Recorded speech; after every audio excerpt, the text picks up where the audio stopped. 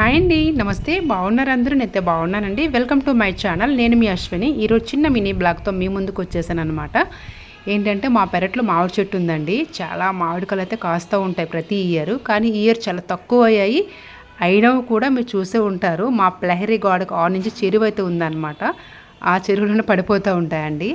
కానీ ఏవైతే మాకు కనిపించేవి అందినవి ఉంటాయో అవి ఇలా చిన్న బకెట్ అయితే కర్ర కట్టేసి తీస్తూ ఉంటాము. ఆల్రెడీ ఫస్ట్ మీరు వీడియోలు చూసే ఉంటారు, తీస్తుంటే ఒకటి పడిపోయింది ఆల్రెడీ. ఇంకా మిగిలిన నేను ధైర్యం చేసి తీసేసాను.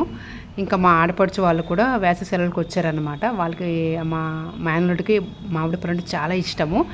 చాలా అల్లరి పెట్టాడు తీయమని చెప్పి. అలా అని చెప్పి మా వారు లేకపోయినా కూడా గోడ ఎక్కి మళ్ళీ తీసేసాను నేను.